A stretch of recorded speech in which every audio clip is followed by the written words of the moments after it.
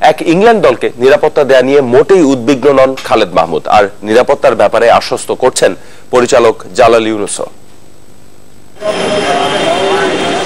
কদিন আগে ইংল্যান্ড সিরিজের সম্ভাব্যতা যাচাইয়ে বাংলাদেশ ঘুরে যায় ব্রিটিশ পর্যবেক্ষক দল। দেশে ফিরে ইসিবির কাছে লিখিত প্রতিবেদনও জমা দেওয়ার কথা রেজ ডিকাসনের নেতৃত্বাধীন প্রতিনিধি দলের। কিন্তু ব্রিটিশ পত্রিকা দ্য টেলিগ্রাফের একটি খবরে উত্তপ্ত ক্রিকেট পাড়া।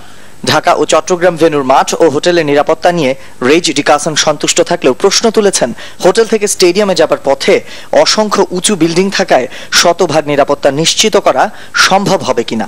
রিপোর্টে তুলে ধরা হয় 2011 সালে ওয়েস্ট ইন্ডিজের টিম বাসে ঢিল ছুঁড়ে মারার ঘটনাটি। তবে উল্লেখ নেই পরবর্তীতে গেইল যে 6 বার বাংলাদেশে এসে খেলে গেছেন সে বিষয়টি। এমনকি বাংলাদেশে বার্মি আর্মির চলাফেরাতেও ব্রিটিশ হাইকমিশনের সতর্কতার বিষয়টি উল্লেখ আছে।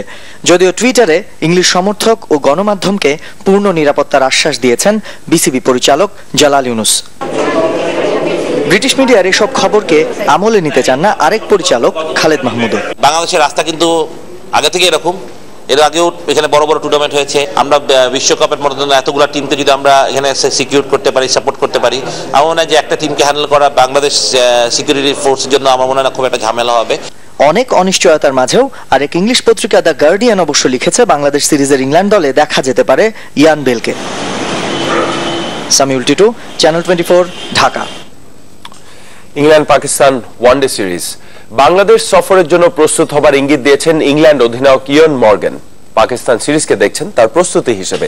বুধবার সন্ধ্যা 7টায় সাউথহ্যাম্পটনে শুরু হবে 5 ম্যাচ সিরিজের প্রথম ওয়ানডে। দুই দলের টেস্ট সিরিজ 2-2 সমতায় শেষ হয়েছে। পাকিস্তান প্রথমবার উঠে এসেছে র্যাঙ্কিং এর 1 নম্বরে, যদিও ওয়ানডেতে তাদের অবস্থান খুব একটা ভালো নয়। র্যাঙ্কিং এ 9 নম্বরে আছে দেশটি। নেতৃত্বে এসেছে পরিবর্তন। মিসবার পর এবার অধিনায়কত্ব করবেন আজহার আলী।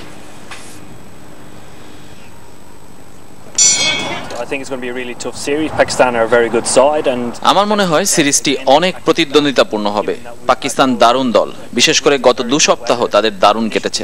বাংলাদেশ সফরের আগে এটা আমাদের বড় পরীক্ষা।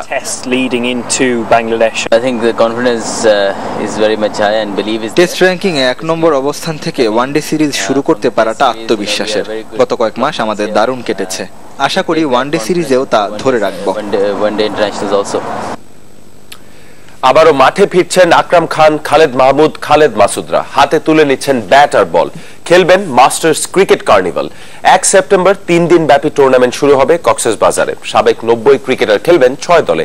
এই গ্রুপে Lanka Bangla all stars, confidence group, Dhaka metro ও রেনেসান্স রাজশাহী বিভাগ, আর বি গ্রুপে ইস্পাহানি চিটাগং, জর্জ ভুইয়া ঢাকা বিভাগ ও জেমকন গ্রুপ খুলনা মাস্টার্স।